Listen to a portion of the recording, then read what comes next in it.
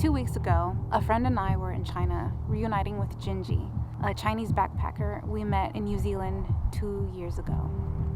You know, it's interesting. We meet new people all the time, and maybe even friend them on Facebook and follow them on Instagram. But that's as far as the connection goes.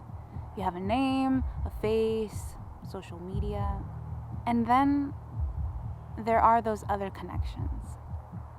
The ones you find yourself flying across an ocean to reunite with someone.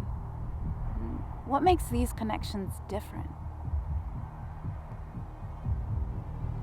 Maybe it was the silent hikes, walking alongside each other. Maybe it was sharing dinners and conversations, putting the phones away and truly being present with one another, if only for a few unforgettable moments. Maybe it was the risky welcoming of a complete stranger into our friend group that made Jinji feel special. And maybe that's why, even after a couple years, we keep coming together for time to be in each other's presence, face to face. We all want to feel welcomed and connected. But maybe we have to welcome and connect with people first in order for them to in turn welcome us.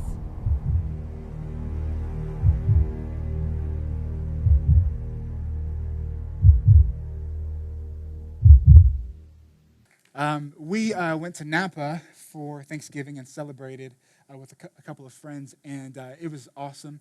Had fried turkey, deep fried turkey. Anybody ever had? Yeah?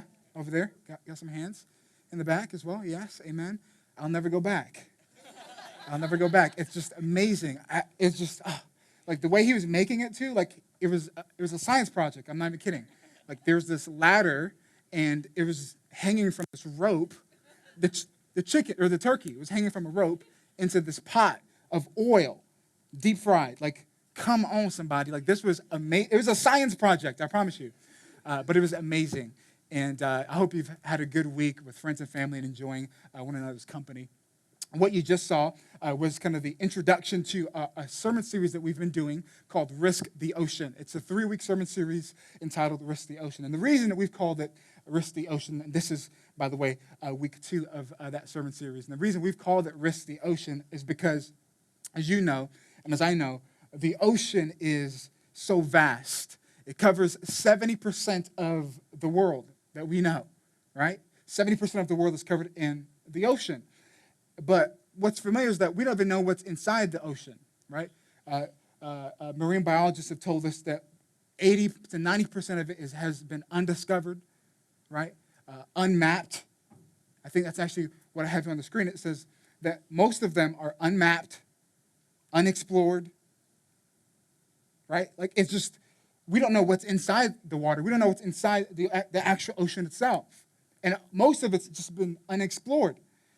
But yet, all of this water covers up most of our world that we know.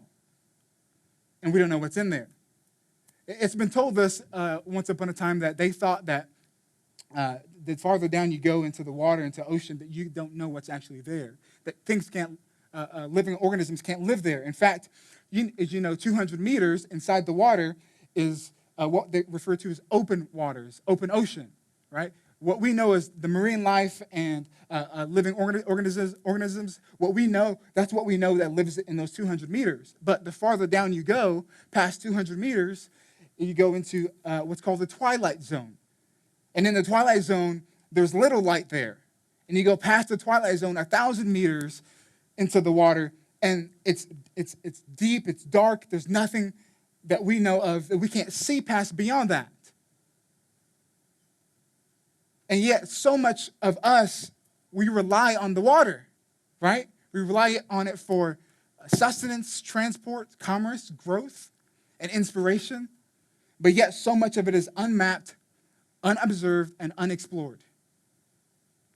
And so it is in my life, and so it is in your life.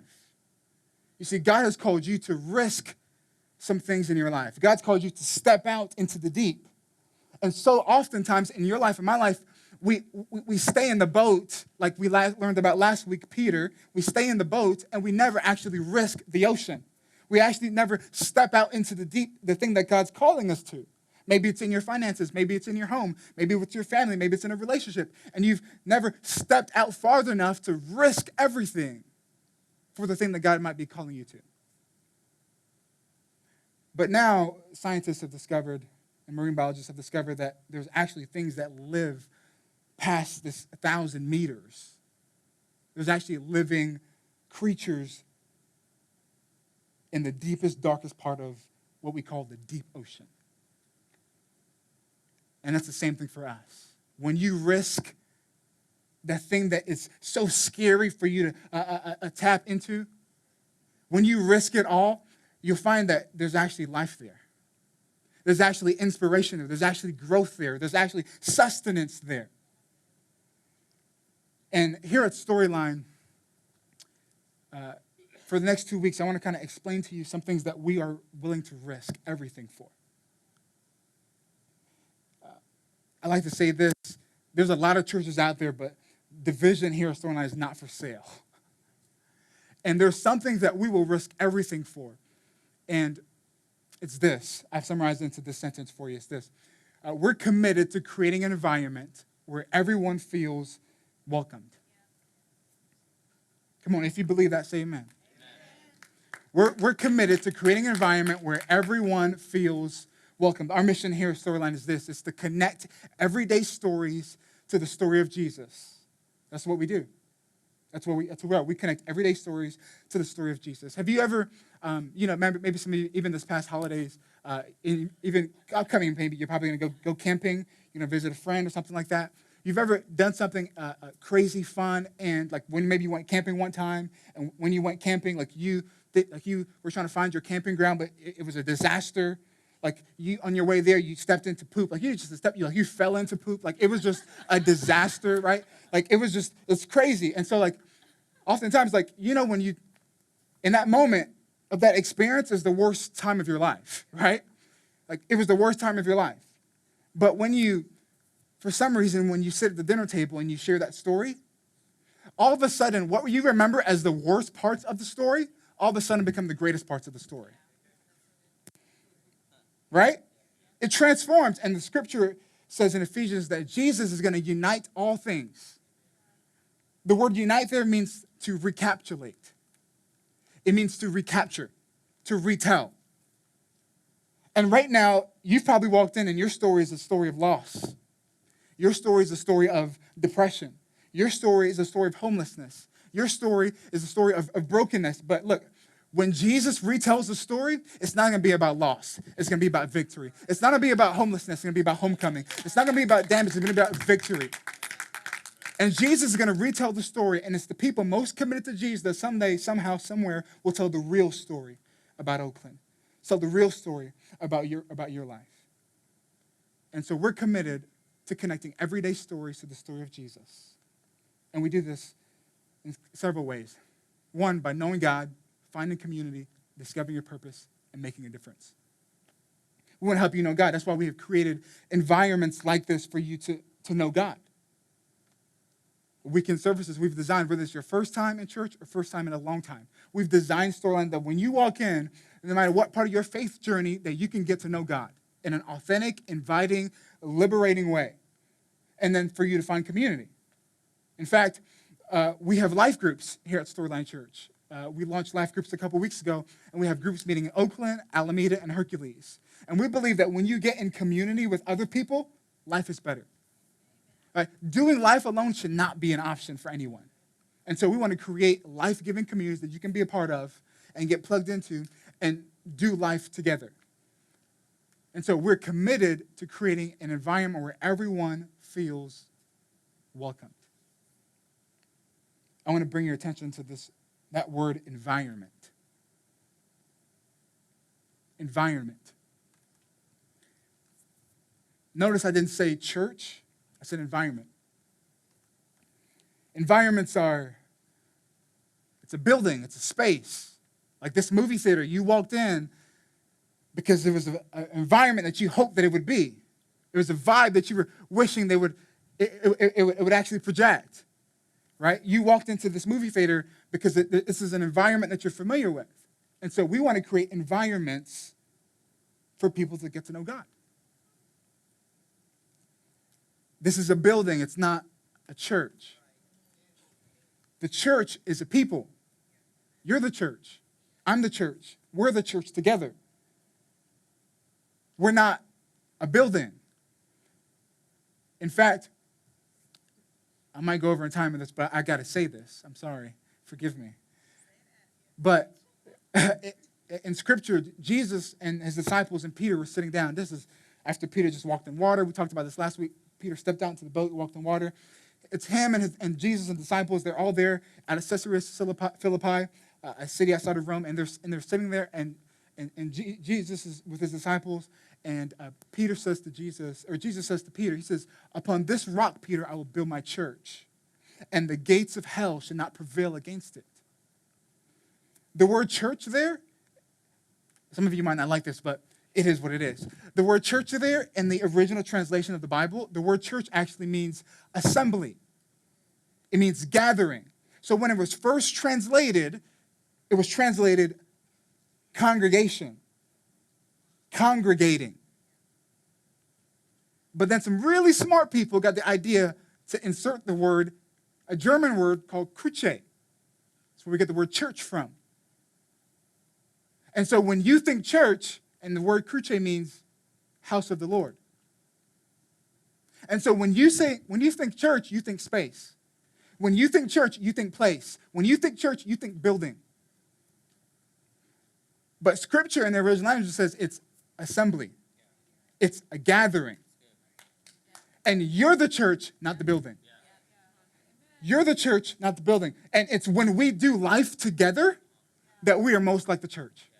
We're a community that's for one another, that's regardless of your background, your color, your creed. Hey, we're going to lift each other up. We're going to encourage each other in the deepest, darkest parts of your life. We're going to celebrate our victories.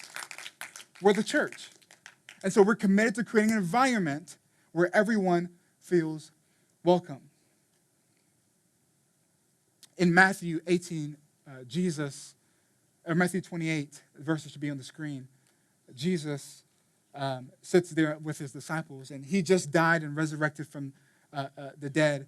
And I like to say this: if someone can predict their own death and resurrection, go over whatever he says, okay? And so, like, it's Jesus and the disciples, and they're kind of on a mountain over in Galilee. It's where he grew up. All the disciples are familiar with this area. They're in Upper Galilee up on this mountain. They're overlooking Lower Galilee over here, the city, the town. And they look across, and there's this vast ocean. It's the Mediterranean Sea. And Jesus is there with the disciples. And the last words that he chooses to say before he departs from them, before he leaves them, the last words, out of everything he could have said, right? Out of everything he could have said, he said these words. He said, "Therefore, go," and what does that say?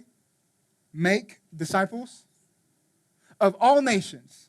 What does that word say? All nations. Baptizing them in the name of the Father and of the Son and of the Holy Spirit. He says, go and make disciples of all nations. So I went to seminary, and I paid a lot of money for it. So every now and then I like to use my practice, my Greek word. So I looked up the Greek word for all, and you'll be really surprised, like I was, to find that it actually says all means everyone. It is. The you next to you, the you behind you, the you that you don't like, everyone.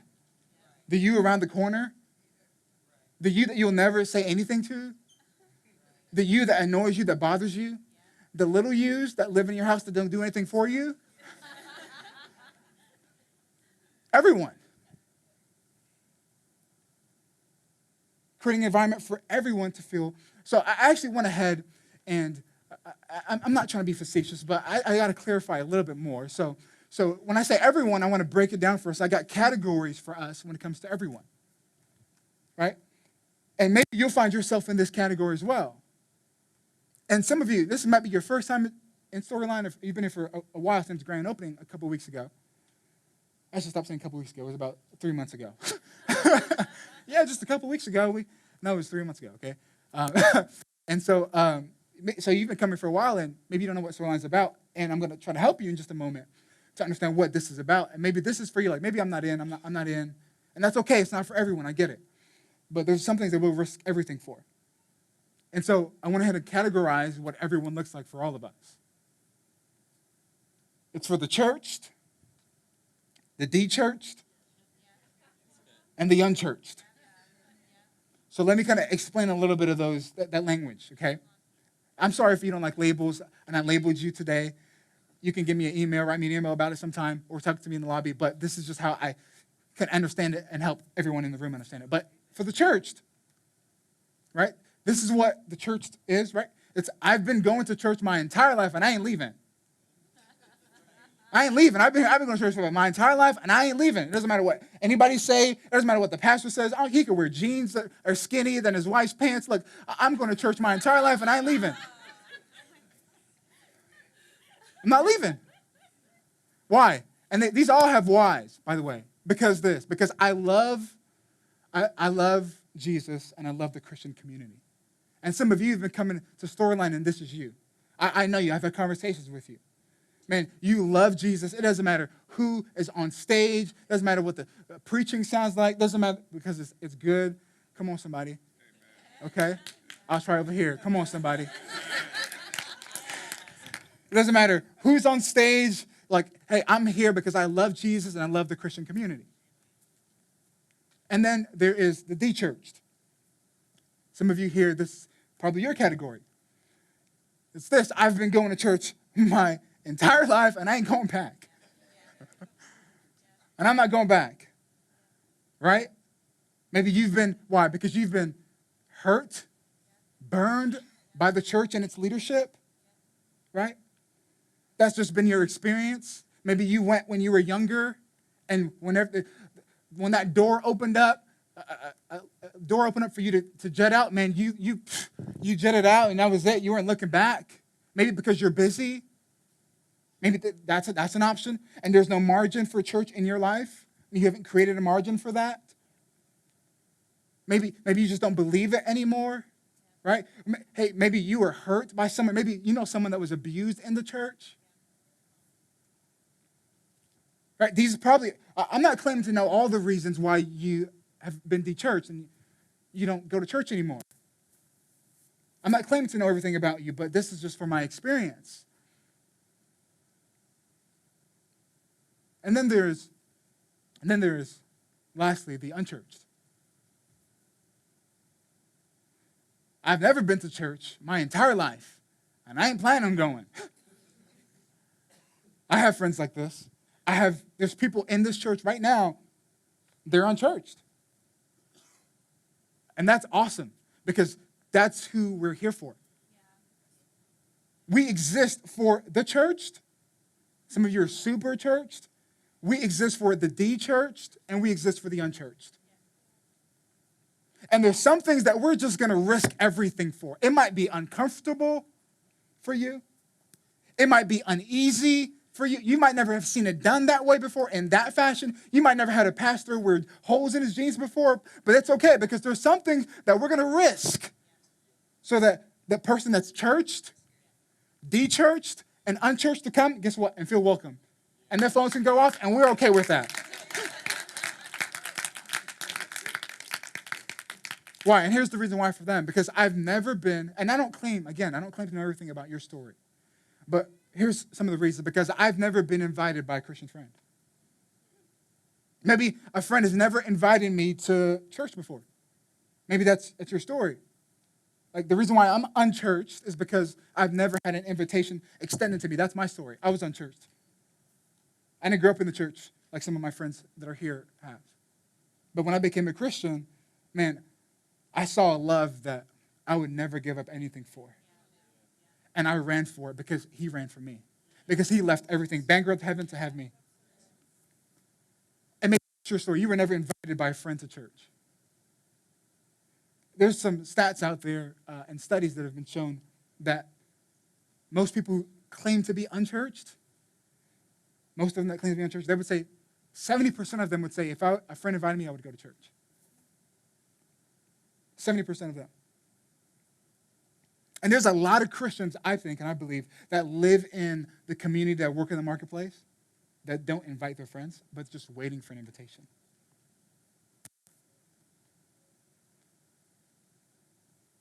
Because, man, if someone else would have told me 10 years before I became a Christian that there's a love out there that exists, that regardless of who you are, what you've done,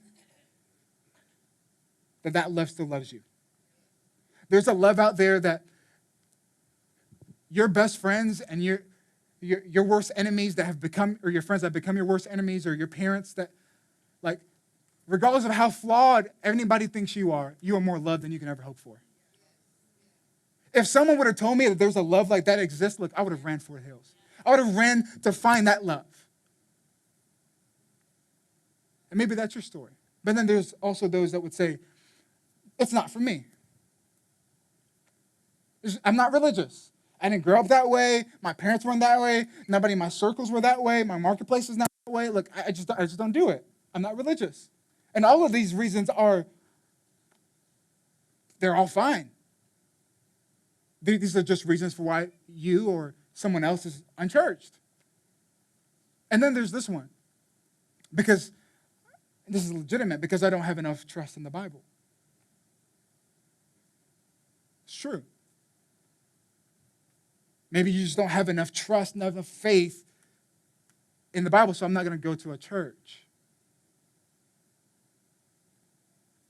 And that's a legitimate reason why maybe you would consider yourself unchurched. Eventually, I could spend the next 45 minutes here, because this is stuff I love to talk about, and I'm going to geek out and bore you about it, but it's okay. You have to sit there. But someday I want to do an entire series on what is the Bible. What is the Bible? Because I think it's a topic that a lot of us don't talk about. Maybe we don't know much about it. We're afraid to engage our friends about it. But someday I want to, because maybe some of you went to college or university, and your professor told you that about the Bible and why you should disown it and disclaim it, and now he's probably sitting in church somewhere because he found a love that is beyond reason. But the Bible is a book that is made up of poems and literature and stories that are life-giving and life-changing and can be applied relevant for us today. And so maybe that's one of your friends that you know that, hey, they're not in church. Maybe it's you're not in church because, look, I just don't have enough trust in the Bible. And so we're committed to creating an environment where everyone feels welcomed.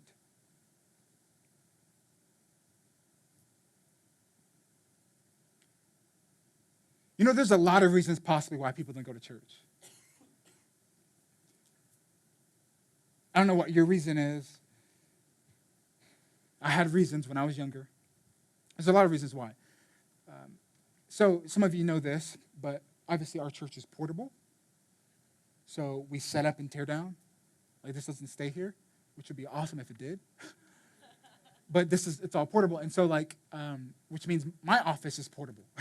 So I sometimes work from home, or sometimes I go to a coffee shop.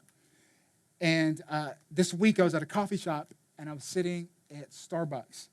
I usually don't go to Starbucks for my coffee, but I did this time around.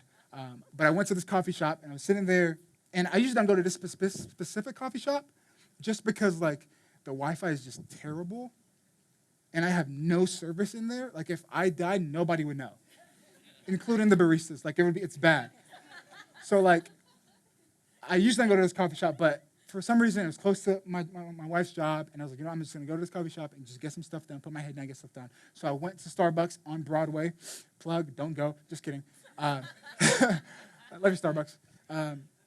But so I went to this coffee shop. I was working on some stuff, actually on my sermon and some other things, and there was a couple ladies. There's 3 ladies that were sitting over here in this section, okay? There's 3 of them, and they were talking about a nonprofit work that they do in the area. And it's called The World. It stands for Women Organized world. Women organized to reach something, disease or something like that. I don't remember what it is. If you're here, sorry. So, yeah, it's something about women organized to reach something in disease. And so, like, anybody have ever heard of it before? It's a small, you know what it is? Oh, cool. Do you know what the acronym stands for? Okay, awesome. That's awesome. Thank you, Hope. And so, like, yeah, so I was sitting at the table with these ladies. There's three of them there working on my sermon. And I started engaging them in conversation. Actually, they engaged me first, asked me a question. And so I asked them, so what do you do? They said, oh, we work for this nonprofit here in Oakland. I was like, oh, that's awesome. Man, we're actually, we're hearing about this next week. We're actually looking to partner with somebody in the city, in Oakland, to make a difference. And I was like, so how would, like, if a church came alongside you, if you had resources, if you had people, if you had help, like, how would you, like, allow us to come alongside you? And they're like, man, we've never done that before. We've never had a church do that before. And they kind of started to share a little bit about their stories. And in the crowd of these three girls, two of them are de-churched, two of them are de-churched, and one's unchurched. And so the one's unchurched kind of like backs out a little bit of the conversation. And the other girls that are de-churched looks at me and says, like, yeah, the church is just, my church experience is just been negative. In fact, I haven't been to church in, I don't know, 10, 12 years. And she grew up in the church. And it's funny because, like, let me tell you another story and I'll come back to this story. So when I was in college, I played college basketball. Anybody here basketball fans? Yeah? Ooh, okay. All right. Okay. Warriors fans? Okay, good. Awesome. My barber, another story within a story. It's a plot. It's like, what's the movie? Inception. And so, like, my barber, I went to get my haircut. My barber also goes to church here. His name's Noe, and he's People's Barbershop. Shout out. And so, like, I was getting my haircut. I walked in, and some of you know, if you've been coming for a while, sometimes I get up here and I'll pray for the Warriors. And, like, I sat in his chair. He's like, look, before we go any further, you need to stop praying for the Warriors. Because they're doing terrible right now. And ever since I started praying for them, they haven't won a game, Steph got hurt. It's just been terrible. So I'm going to start praying for the 49ers. I'm just kidding. No. But it's been pretty bad. But no, the reason I pray for them because God told me beforehand this was going to happen. So I started praying for them. I'm kidding. I'm not that, okay? And so back to the story, right? So, like, so I was in college. I played college basketball. And so it's me and my friends. We play college basketball. And so these guys, I mean, jocks are jerks, right? Jocks are jerks. You know that? So there's a bunch of guys, and we usually go to lunch together, right? We go lunch sometimes, even dinner together in the cafeteria. It's a smaller college, so it's pretty crowded. There's a lot of people in there. And so we go usually eat together as a group. So it's 12, 15 guys. There's huge, big guys, tall, And so I'm the guard. I play point for them. I just got to plug. It's not about me. Let's keep it about Jesus. Let's keep it about Jesus. Okay, so we're sitting there. We're eating. And we do this all the time. There's a game that we play. We play this game all the time. And so, like, people come walking in. They're looking for a seat. Usually it's a guy, and they have a tray, and they're looking for his seat or something like that. And we'll sit there, all 15 of us. And sometimes we do it to a friend, or sometimes we do it to just a complete stranger. And some of you know this. And so some guy was coming in this particular time. He was walking in, and we would call him over to come sit down. So he did. So he saw. He's like, oh, the basketball guys are calling me to come sit down. So he's like, we're going to come sit down. So he brings his tray. He's like walking over there. And he wants to come sit down with us.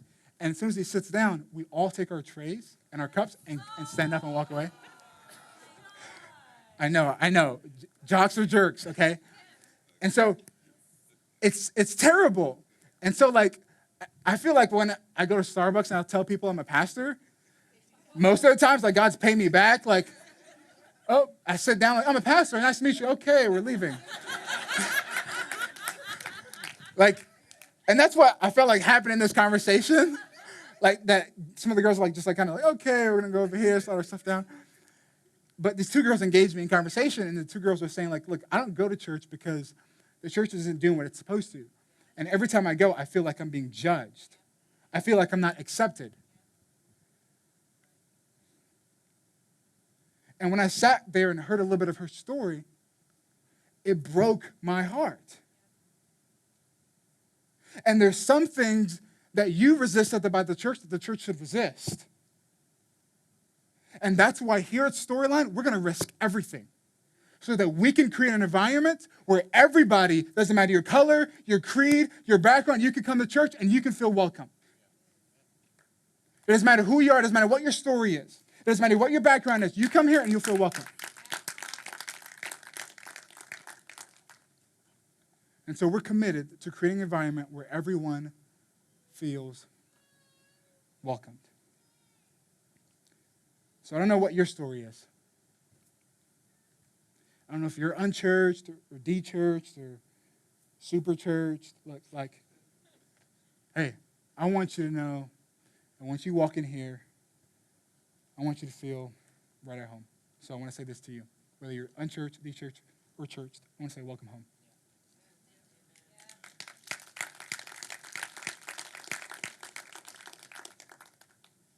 Because this is an authentic, inviting, innovative, refreshing, life-giving community. It doesn't matter your story. It doesn't matter your past. It doesn't matter your background. It doesn't matter your color. It doesn't matter your creed. We are defined not by those things. We're defined by a passion for God, a passion for people, and a passion for life, and a passion for the story that God is still writing in your life, because the best is ahead for you. The best is ahead for your company. The best is ahead for your workplace. The best is ahead for your family. The best is ahead for everything that you touch, because we believe that once the church is started, a city is better, and when a city's better, your home is better, your community is better, your lifestyle is better, everything is better, because once your life is elevated, the church is elevated. Once the church is elevated, the city is elevated. And we want to come to Oakland, to a city that shapes the world, because we want to be a church that shapes the city, that shapes the world. So come on, would you join me in helping us start this church? We started 3 months ago, but we're still starting. Come on, we're still launching, we're still inviting, we're still creating an atmosphere, an environment for people to walk in and find life. That's why when you come here on Sunday mornings, we get here at 7 a.m. in the morning, bright and early. Unload our trailer, and we have signs on 2nd Street to Washington Street to 3rd Street, so that when people come, we're going to, oh, there it is right there. And we have a parking that's been validated, so when you park your car, look, when you come, at that tent, there's people there welcoming you. There's A-frames out there. There's no one there by the A-frames. There will be soon.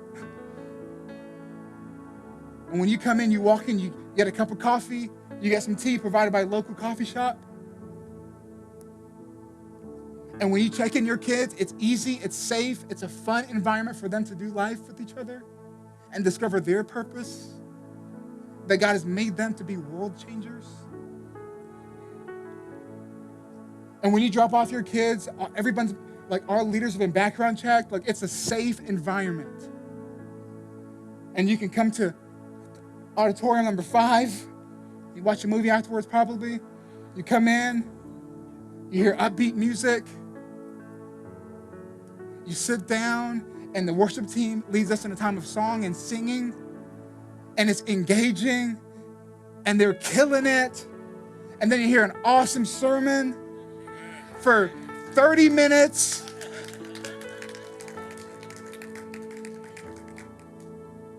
We've designed and created everything so that people walk in. And man, how many of you know the sermon begins before I step on the stage?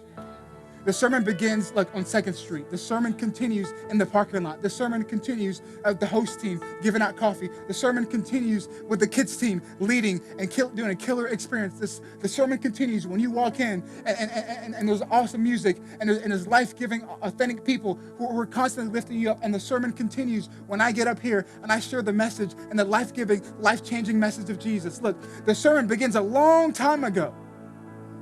And you get to be a part of shaping what other people think about Jesus and his local community.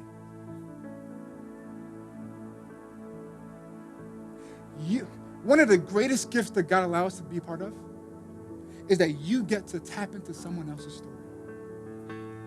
Something that you do, a friendly handshake from someone else, are they friendly out there? I don't know.